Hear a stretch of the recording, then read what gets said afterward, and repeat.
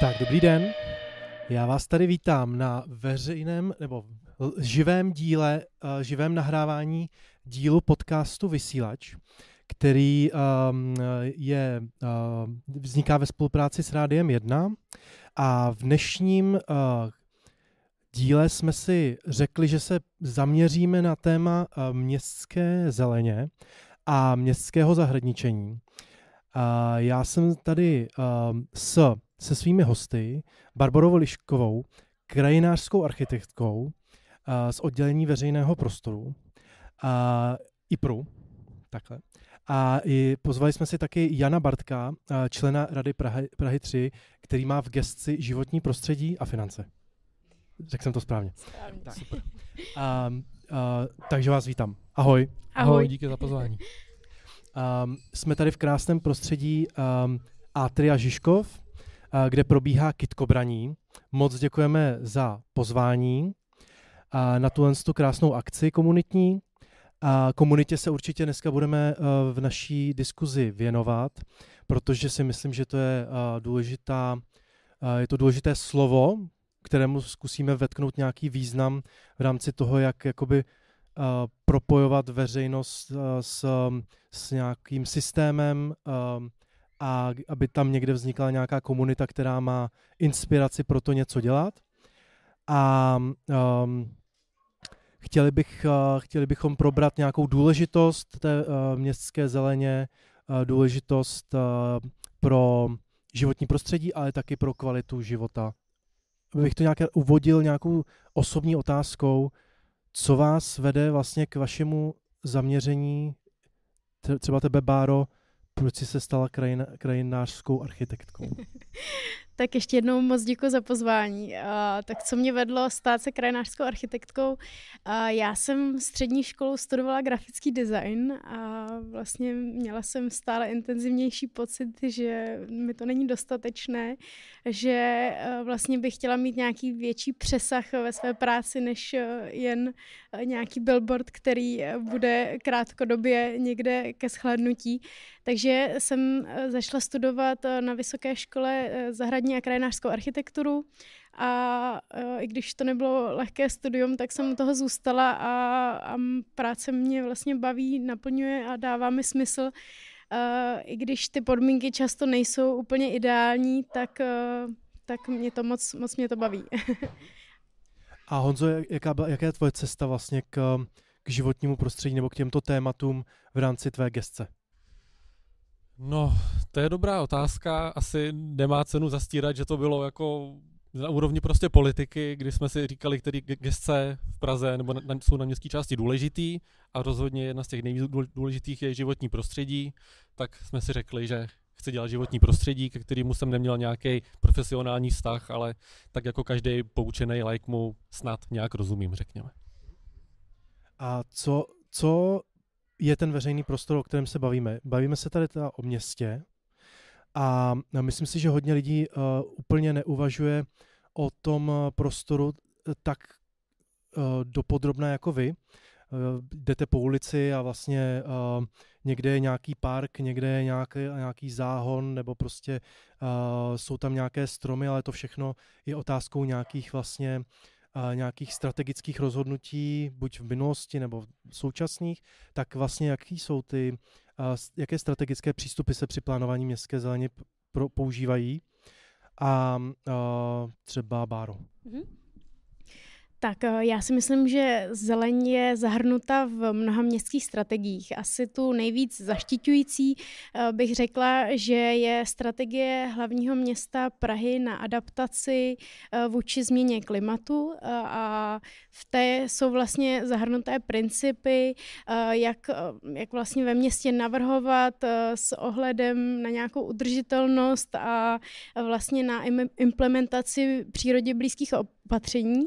A samozřejmě máme územní plán, připravujeme metropolitní plán a vlastně vznikly postupem času pracovní skupiny, například Stromořadí, kde vlastně byli přizváni odborníci na téma arboristiky, a různí krajináři, vodohospodáři a vlastně vytvořili takový dokument, který vlastně se teďkonc velmi jako intenzivně užívá v Praze. Především technická správa komunikací tento dokument užívá a vlastně má hrozně dlouhý název, ale vlastně tento standard vznikl s cílem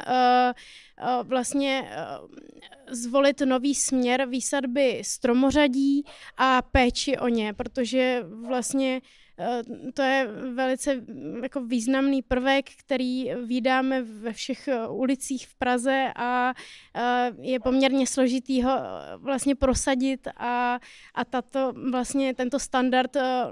vlastně ukazuje nějaké principy, podle kterých bychom se měli držet, ať už u té výsadby nebo u té péče o ní. No. A tak to se bavíme Honzo? Já jsem chtěl jenom doplnit, že pak existují i jako další víc sekundární dokumenty, které se týkají zeleně a jsou zajímavé pro někoho důležitý, jako je třeba manuál nebo metodika na zakládání vnitrobloků zelených, nebo jsou i manuály, které se týkají komunitních zahrad, které se připravovaly s neziskovými organizacemi, a když někdo má ten prostor, tak myslím, že s pomocí těch dokumentů může fakt dojít celkem hezkého výsledku. Takže, ale tak to se bavíme o nějakých dokumentech, který mají stále dlouhý názvy, ale potom jakoby ta realita vlastně je, že lidi chtějí užívat ten veřejný prostor, kde je zeleň, protože prostě to má nějakou jako blahodárný jako význam pro ně, nebo prostě nějakým způsobem jako buď relaxují, nebo je to prostor nějakého odpočinku. Jaký vlastně ty významy pro to město tyhle zelené plochy mají? Mluvila si vlastně o tom stromořadí, tak co třeba ty stromy v ulicích nebo parky v městských částích? Tak myslím si, že zelení v ulicích se dá obecně říct, že splní mnoho ekosystémových služeb, ať už vlastně od kulturních, jako to, jestli se nám v té ulici líbí, jestli je v nám dobře, tak i vlastně to, zda vlastně ty stromy přispívají k nějakému zlepšení mikroklimatu a vlastně zvýšení biodiverzity v té dané lokalitě. Myslím si, že hlavní funkcí ve městě je to, že vlastně stromy snižují takzvaný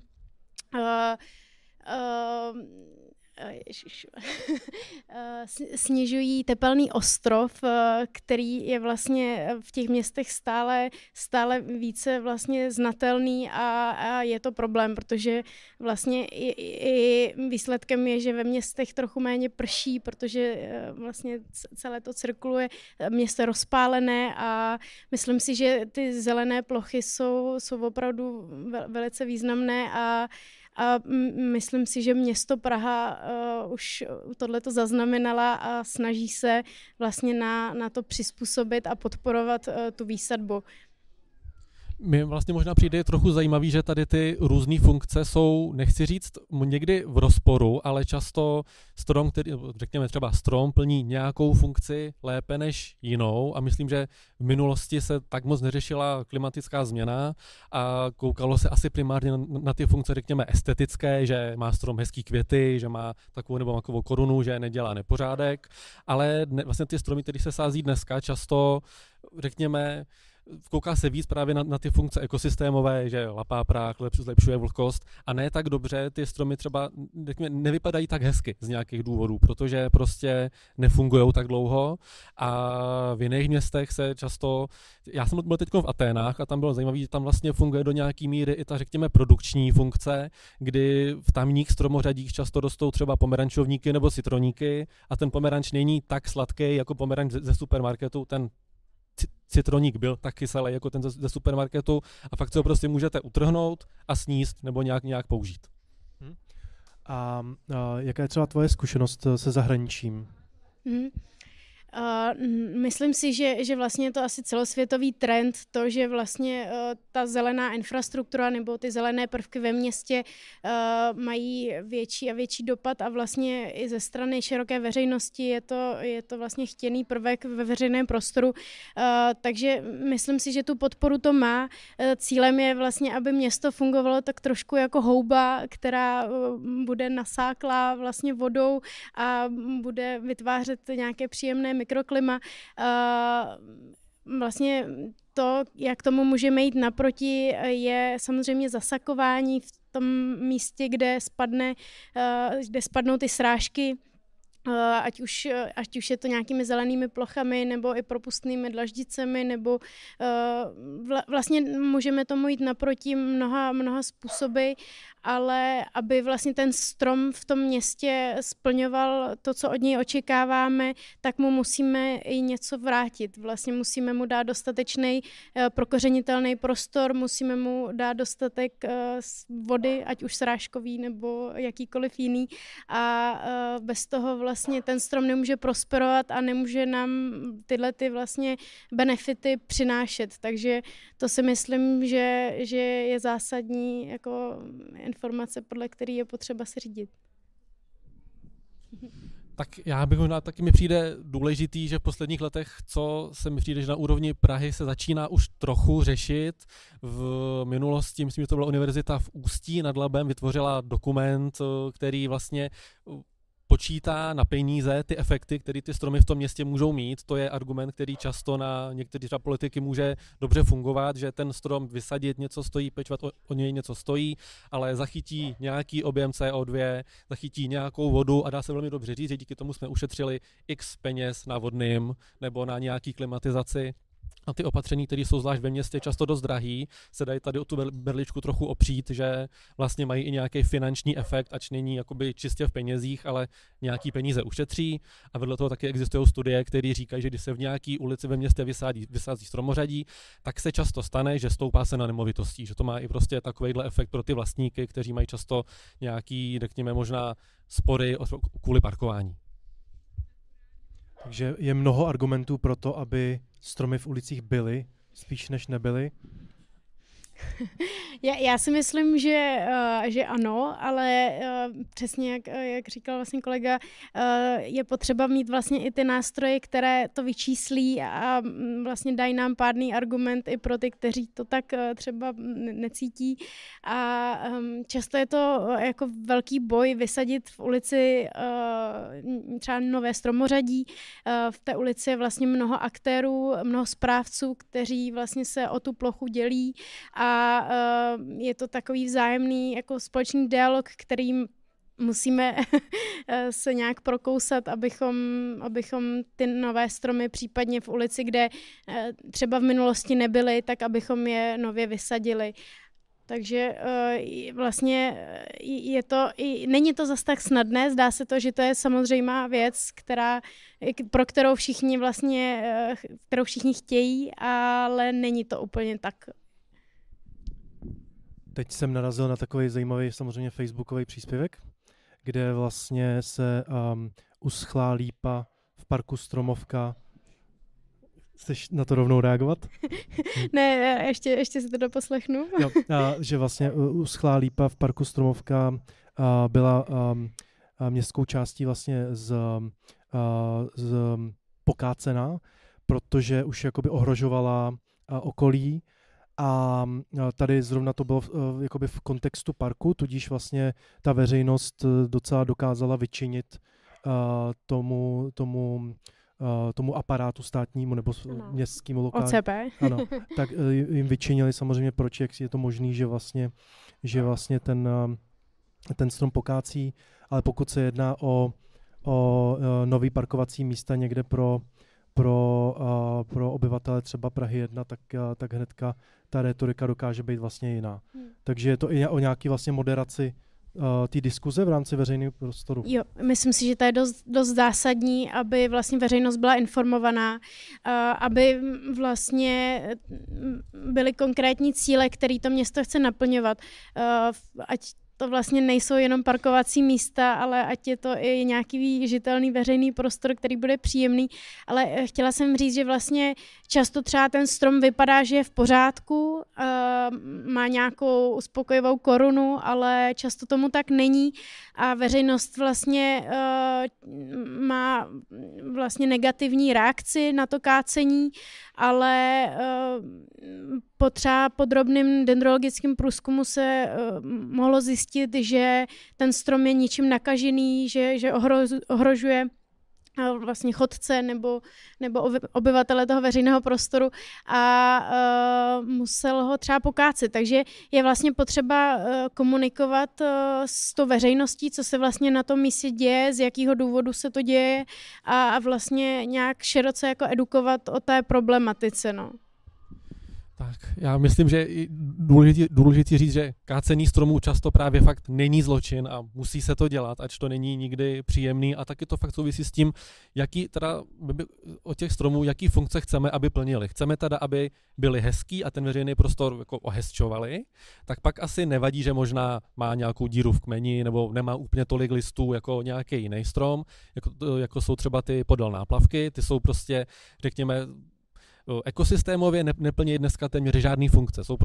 Jsou to polomrtví degradující stromy, který ale jako stojí. A když byste je pokácel, tak budete mít strašnou prostě aféru tohohle typu. Kácíme starý 50letý strom a je to špatně. Jestli si ale řekneme, že je pro nás problém klimatická změna, tak se dá jako velmi dobře,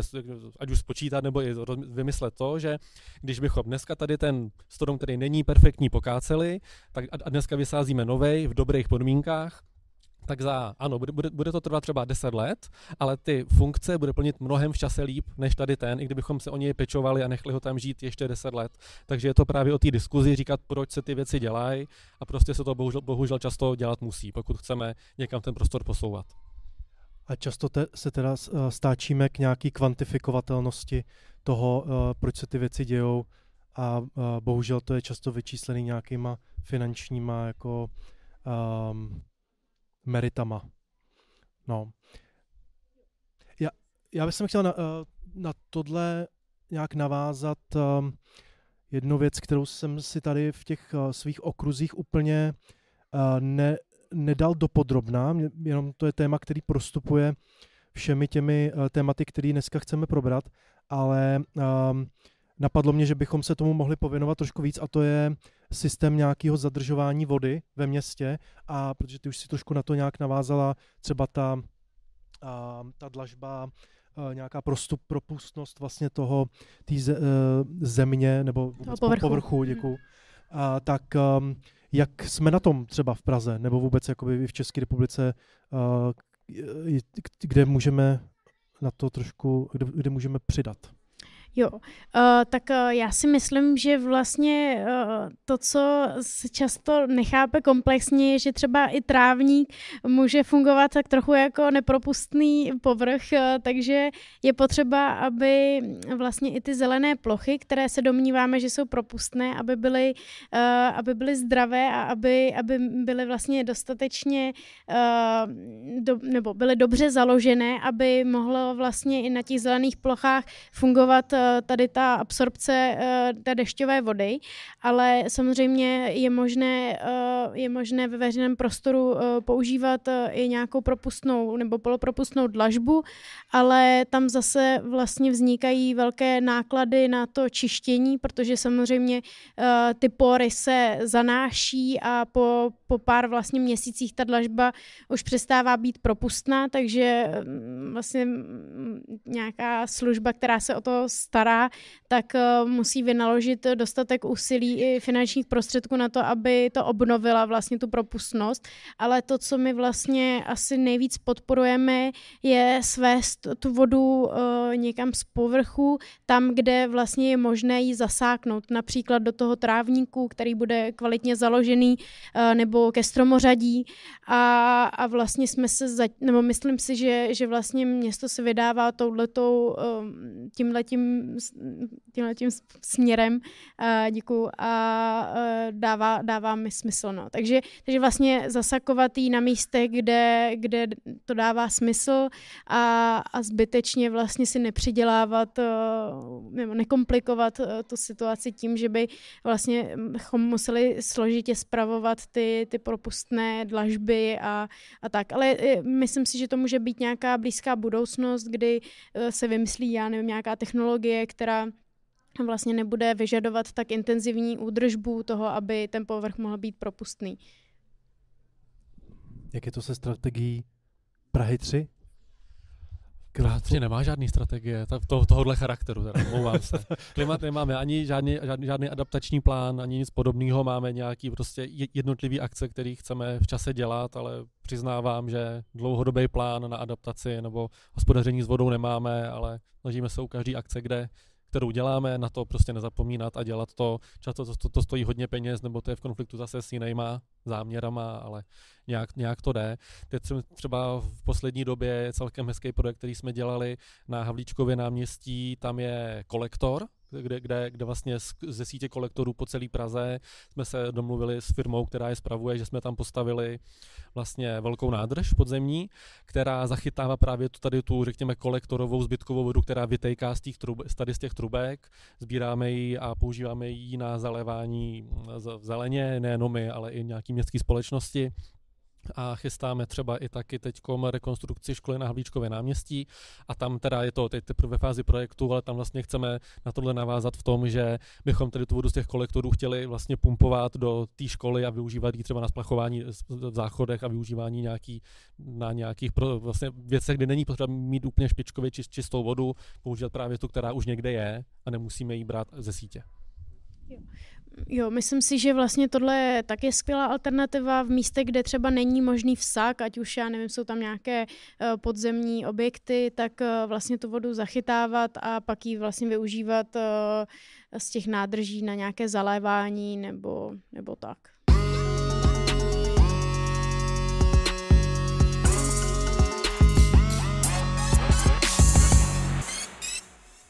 To se blížíme k nejdůležitější otázce tohoto podcastu, tak jak je to vlastně s údržbou a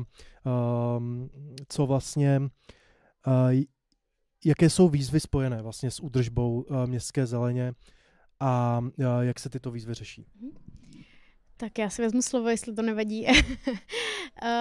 No, to je opravdu velice důležitá otázka, protože myslím si, že na tuhletu fázi se dost často zapomínalo a i vlastně se dovolím říct, že se furt zapomíná, kdy vlastně se vytvoří nějaký projekt, který je krásný, je tam mnoho zeleně a zrealizuje se, vynaloží se vlastně maximum těch prostředků, který třeba ta městská část má, ale potom vlastně přijde ten čas té údržby a to, aby vlastně ten návrh mohl být krásný i po té realizaci, tak je potřeba, aby přišla na řadu nějaká kvalitní údržba a my vlastně v tuhletu chvíli pro Karlovo náměstí na Praze 2 vytváříme management plán pro celou vlastně plochu parkovou a management plán vlastně můžeme chápat tak, že je to nějaký jako plán péče klasický, který je vlastně obohacený i o tu kulturní vlastně sekci a o ten management vlastně toho samotného parku. Takže myslím si, že vlastně ta péče je hrozně důležitá, je důležité ji nastavit už v těch prvních krocích toho kreslení, toho projektu, kdy vlastně máme nějaké limity, máme nějaké kapacity, ať už personální nebo finanční, které vlastně lze na tu danou plochu vynaložíme a s tím vlastně ten projekt máme zrealizovat, že vlastně nemělo by se stát, že po realizaci parku už nebude dostatek financí na tu správu a na ten management toho místa. Takže to si myslím, že je vlastně věc, která se opomíná, není určitě politicky tak atraktivní, vlastně péče o věci celkově je trochu problematičtější, ale bez toho to nelze, bez toho vlastně ten park bude po pár letech téměř na stejné úrovni, jako bylo před realizací a nebude prosperovat, takže to si myslím, že by měla být vlastně message z dnešního setkání, kdy bychom měli vlastně hodně apelovat i na tu následnou údržbu a nezapomínat na ní. Přesně tak, ta následná péče je už dneska často i součástí té samotné jakoby zakázky na postavení něčeho, už je i to, aby se 3 až 5 let třeba právě ta firma o to musela starat nebo garantovala, že to místo bude nějakou dobu fungovat. Asi se podle toho pozná, podle mě jako fakt jako nejlíp dobrý projekt, takže ten, kdo se jde k němu při jeho otevření vyfotit, se tam přijde vyfotit i za 5 let a to místo pořád vypadá stejně dobře jako na začátku, funguje a je prostě promyšlený i tak, že často se nám stávalo taky to, že jsme vymysleli nějaký technologický postup, jak zasakovat vodu, někam něco prostě pumpovat, přesouvat, ale potom firmy, které se o ty plochy starají, s tím neumějí vůbec zacházet, protože je to pro ně úplná novinka, nechtějí to dělat, nebo jim to dlouho trvá a pak prostě ty plochy, jako ten dobrý záměr často narazí právě na to, že vlastně jste až moc v těch Čechách až moc průkopnický a nikdo se o to neumí pak o tu plochu dál efektivně starat.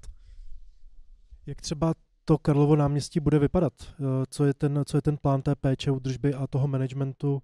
nějak třeba v konkrétnějších bodech? Tak Karlovo náměstí vlastně v roce 2017 proběhl soutěžní dialog, to je takový vlastně inovativní způsob soutěžení návrhů a vyhrálo to vlastně krajinářské studio Rewald Landscape Architects, kteří vlastně navrhli takový vlastně takové, řekla bych, i jemnější vlastně změny v tom parku. Park vlastně leží Park je památkově chráněný, což vlastně významně limituje to, co na něm lze vlastně provádět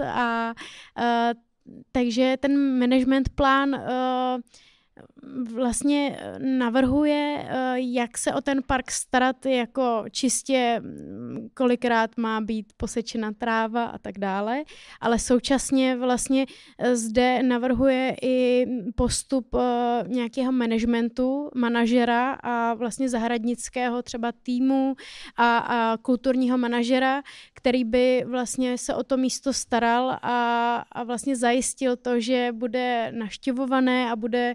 vlastně prosperovat i léta potom. A vlastně v tuhletu chvíli jsme v nějaké půlce přípravy toho management plánu. Je hrozně důležité, aby ten management plán vlastně byl přijat všemi těmi správci, který vlastně na té ploše už jsou. Například technická správa komunikací, která se stará o ulice a stromořadí, které jsou v té obvodové části toho parku, ale zároveň vlastně nastavit ten budoucí vlastně management. Můžeme si to představit tak, že bychom chtěli, aby ten park fungoval trošku jako taková jako samostatná budova, která vlastně bude mít tu vlastní správu, třeba například u kulturní památky Vyšehrad, kde vlastně můžeme vidět, že ta plocha velice prosperuje v rámci téhleté správy a výhodou je, že pokud je ten park takhle vlastně autonomní, tak může ty změny, nebo může rychleji reagovat na ty přicházející vlastně situace, které se v tom parku dějí. Součástí management plánu je také akční plán, což už je nějaký podrobnější vlastně rozpis akcí, rozpis činností vlastně toho parku na ten daný rok. Takže jsem velice zvědavá, je to pilotní projekt v Praze, přičemž vlastně v zahraničí už je to běžný standard, když se navrhují nějaké větší a významnější parky, tak aby ty parky měly management plán a myslím si, že je to skvělý příklad toho, jak by to mohlo v budoucnu fungovat a aby ty parky byly dobře založené a prosperovaly do budoucna. Máte ve svých přípravných fázích i jakoby nějakou takovouhle položku typu management plán? No, třeba na Praze 3 má každá zelená plocha svůj, my tomu říkáme teda plán péče, ale je to vlastně víceméně to samý dokument, který prostě rozděluje tu plochu podle různých kategorií, třeba podle toho, jak moc jestli je to, řekněme, plocha spíš pobytová nebo víc zelená, nějaká, jako nechci říct divočina, ale prostě kde se pohybují lidi méně, jsou rozdělený podle nějaký důležitosti celoměstského charakteru a každá přesně jak jsme tady padlo, říká, jak často sekat, jak často zalívat, jak často dělat to, nebo to v čase. A tady tyhle dokumenty pak často souvisejí právě jako nějaký podklad pro další rozhodování v té ploše. A co třeba právě to kulturní vyžití, který to tady vlastně bylo zmíněný, tak takováhle přesahová věc, která se úplně neobjevuje jako součást nějakého managementu těch zelených míst. Tak plánujete nějakou takovouhle inovaci? To je zajímavá otázka. Jak jako formalizovaně a dlouhodobě zapojit nějakou kulturu do nějaké plochy, to asi úplně neděláme, respektive možná teď, když řešíme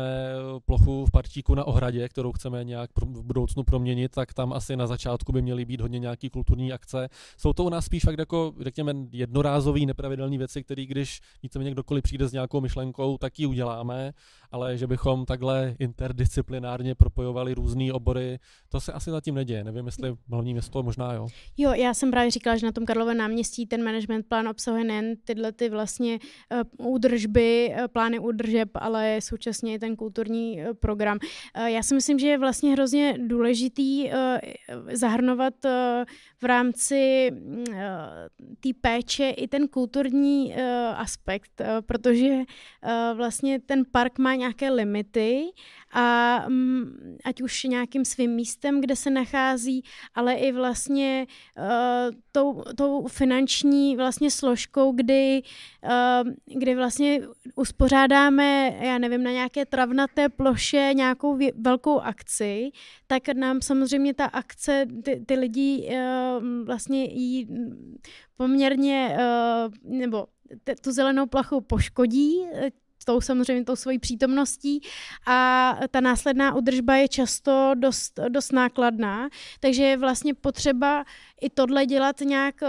nějak koncepčně, aby ty akce, které se v tom třeba konkrétním parku dějí, aby celoročně vlastně dávaly smysl a nebyly pro ten park, pro tu následnou údržbu příliš zatěžující. Takže vlastně tohle je smyslem i toho management plánu, který vlastně jak vlastně bude řešit ty limity té památkové péče, toho samotného místa, kolem je samozřejmě nemocnice a jsou tam plochy nějakého klidovějšího režimu, tak současně bychom chtěli, aby ten park lidi rádi navštěvovali a měli vlastně důvod tam mít, takže ten kulturní program je tam dost zásadní, aby tam byl ten život vlastně. To nás vede vlastně k tomu, jak od těch systémových věcí přejít jakoby k těm, že ten systém nabízí lidem možnost vlastně toho vyžití v tom parku, ať už formou nějaké takovéhle intervence, nebo spíš jakoby, spíš pobídky, aby mohli buď jako sami se do toho zapojit. Nějaká forma toho zapojení může být to městské zahradničení, nebo právě komunitní akce typu kytkobraní, na které teďka jsme, vyměnit si nějakou kytičku nebo si zazdílet, nebo poskytnout ten prostor, aby se tam scházely nějaké komunity, tak jaký jsou vlastně přínosy tohodle komunitního zapojování veřejnosti? Přece jenom jsou to veřejné plochy, ty městské zelené místa, tak chceme, aby byly využívány komunitou. Jo. Já si myslím, že park, do kterého nechodí lidé, je k ničemu, takže asi takhle. Myslím si, že je hrozně fajn, když v tom místě, kde bydlíme, je nějaká komunita. Myslím si, že to má velký přesah, pak to místo je nám v něm dobře, chceme v něm žít, chceme tam kupovat nemovitosti a myslím si, že vlastně to místo tou komunitou může i dost prosperovat, ale zároveň si myslím, že nedává smysl, aby například komunitní zahrady vznikaly takzvaně zhora, ale měly by vznikat z té iniciativy těch samotných lidí, co tam chtějí vlastně něco takového uspořádat. Jinak vlastně to nemůže fungovat. Tohle je prostě takový jako přirozený tok těch věcí, kdy například, já nevím, v Berlíně vznikají tyhle ty komunity vlastně dost intenzivně ve městě, kdy ať už je to, já nevím, až jsou to 2 vyvýšené záhony nebo nějaká skladba, ale myslím si, že tam musí být vlastně ten chtíč ze strany té veřejnosti a to město vlastně potom by mělo nějakým způsobem to podpořit, ať už nějakým městským pozemkem nebo státním, nebo i nějakou jinou pomocí, aby tam ta komunita vlastně vznikala, protože je to pro to město dobrá věc. Priori. Určitě jo, myslím, že byla i dobrá iniciativa, už nevím, kolik to je let zpátky IPRu, který vlastně rozdělil na městských částech i třeba tady právě ty, řekněme, komunitní koordinátory, prostě, řekněme, úředníka městské části, který se tady tímhle zabývá a přesně s nima právě jsme řešili to u nějaký komunitní zahrady, kde jsem si já řekl, tady by byla hezká komunitní zahrada, ale kdo ji bude provozovat, tak prostě komunitní koordinátorka oslovila buď to svoje známí, nebo prostě na internetu, v novinách lidi a prostě se díky tomu podařilo vygenerovat tu komunitu, ono zas z té opačné strany ze spoda je to fakt jako, musí to být strašně těžký, že já si to neumím představit, že když bych si chtěl někde udělat komunitní zahradu, kam bych vlastně šel, co bych dělal, co je pro to všechno potřeba zařídit, kdo mi to má schválit a takovéhle věci. Já teda teď mám docela čerstvou informaci, že magistrát hlavního města Prahy vypsal nové výběrové řízení na pachty, což je vlastně orná půda v majetku města, kdy vlastně oni by chtěli iniciovat vznik nějakých takovýchhle komunitních zahrad a vlastně si myslím, že když jsem se na to otázkou zamýšlela doma, tak si myslím, že je to dost přirozená věc pro nás, jako pro Čechy, kdy vlastně takové ty zahrádkářské kolonie tady také už máme mnoho let. My na IPRu se snažíme ochraňovat a vlastně podporovat. A mít vlastně kousek té zeleně ve městě je hrozně jako fajn pocit a je to vlastně příjemné si moc někde něco vypěstovat, sáhnout si na vypěstované, já nevím, rajče, ze kterého máte pak radost a třeba ve Švédsku je tohle vlastně také dost oblíbený trend, kdy lidé tam bydlí v poměrně malých bytech, ale je možnost mít tyhle ty zahrádkářské domky nebo i tyhle ty komunitní vlastně zahrady jsou tam běžná záležitost. Takže myslím si, že je to taková jako lidská přirozenost, že chceme něco vytvářet a že třeba ne každý v práci tuhle možnost má ve městě a je to dobré trávení volného času pro ty, kteří mají o to zájem. A nemusí to být ani velká akce v parku nebo komunitní zahrada, ale ty fakt, řekněme, víc menší gerilové věci často, ať už jde o různý rabátka v rámci stromořadí v celé Praze, kde se to dnes víceméně snad nějak už daří. Často si lidi kus nějaký předzahrádky u sebe doma prostě ohradějí, tam si něco dělají, zakládají nějaký květnatý záhony na nějakým prostě jenom malinkatým plácku a stačí často jim do toho prostě jako nekecat, pokud tu plochu fakt nějak nepoškozujou, řekněme, a neblokovat ty věci a když to jde, tak si tu cestu často jsou schopni najít sami. Ale myslím si, že přesně musí to mít nějakého iniciátora, musí to mít nějakého manažera, někoho schopného, kdo je schopný, kdo má ten drive to vlastně zprocesovat, protože není to nic lehkého, ale stojí to za to, jak můžeme vidět Metrofarm v Troji nebo Praze Leninu. Vlastně funguje to, vy si tam můžete pronajmout za pár korun vlastně na rok, já nevím kolik metrů čtverečních, kde si můžete hospodařit a myslím si, že ty lidi jsou tam vlastně spokojení a vytváří se tam právě tato komunita, která je prospěšná pro lidi ve městě. Tak jak tedy mohou třeba posluchači přispět ke zlepšení městské zeleně ve svém okolí nebo v nějakém využití té městské zeleně, tak je to tím jakoby stát se tím manažerem, vzít iniciativu a zkusit někde jako vybudovat nějakou zahradu, protože ta zkušenost, když to jde ze zhora, tak asi není moc jakoby úspěšná, anebo by se mohly změnit ty podmínky ze zhora, tak aby jako inspirovaly? Já si myslím, že to město je tomu otevřené, aby přišli tyhle ty iniciátoři, ale ne každý na to má kapacitu, ne každý na to má ten elán, aby založil, já nevím, komunitní zahradu, ale myslím si, že vlastně zelení ve městě můžeme prospět i menšími věcmi, můžeme vlastně si dát pozor, například když parkujeme, abychom nebourali do stromů uličních, můžeme nevím, dbát na to, aby psi neočurávali, ani lidi vlastně neočurávali stromky, což je taky jako fatální vlastně věc pro ty samotné stromy. A vlastně to, co tady už bylo v krátkosti řečeno, je, že technická správa komunikací, která se stará o stromořadí a ulice v Praze, tak vlastně na svých stránkách má i takový jako manuál, jak vlastně sázet, třeba podsázet tyhle ty stromy v ulicích, aby oni se o ně mohli starat, ale zároveň, aby to tu ulici zkrášloval, abyste měl tady ten vlastně dobrý pocit, že pro to město, že pro tu zelení něco děláte. Takže si myslím, že tady je cest mnoho. Přesně tak, běžte se podívat třeba na Přemyslovskou, tam je hodně hezkých hrabátek, na Biskupcově taky, když jsme na Praze 3, ale je potřeba fakt dát tomu aspoň nějaký elementární pravidla, ty plochy se musí čistit od vajglů, takových podobných věcí, je potřeba ty stromy pořád zalívat, většinou, když jsou mladí, tak je potřeba tam spíš nezasahovat, aby se neohrozili, a čím jsou starší, tím víc tam jde vlastně zasahovat. Když máte čas, tak si třeba zalejte strom někde na ulici, zvlášť v létě je to určitě potřeba, rozhodně víc v ulici než někde v parku.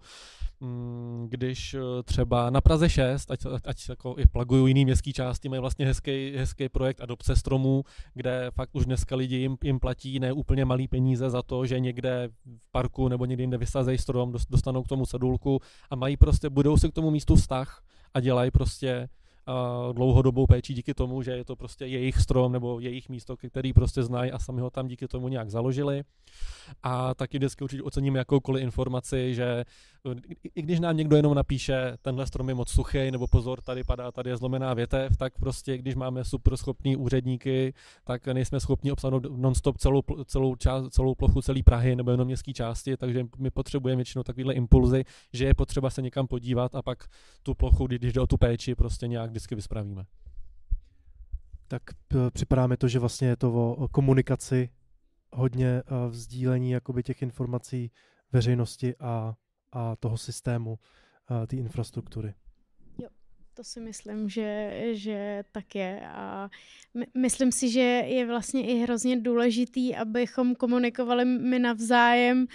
kdy, já nevím, něco se nám třeba nelíbí, že druzí dělají v tom veřejném prostoru, tak je na to třeba upozornit a vlastně motivovat i nějak pozitivně k tomu, abychom se lépe chovali k tomu veřejnému prostoru, protože myslím si, že není moc míst na světě, kde se tolik ničí věci ve veřejném prostoru. Asi posledním příkladem je vlastně oplocení u Čelákovských sadů, kde máme nádherné záhody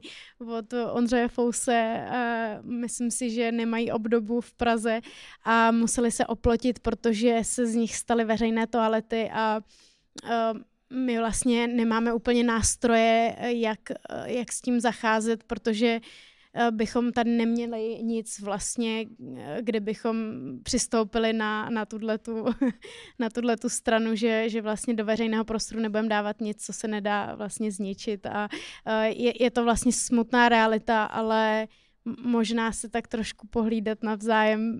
jenom tak lehce se motivovat by nemuselo být špatný, no. Abychom mohli dělat hezký veřejný prostory. Tak já vám moc děkuju za diskuzi o městském prostoru, městský zeleni a zahradničení. Zahradničení. Tak já moc děkuju všem za účast a svým hostům za účast a vám, že jste přišli. Díky moc. Díky. Děkujeme.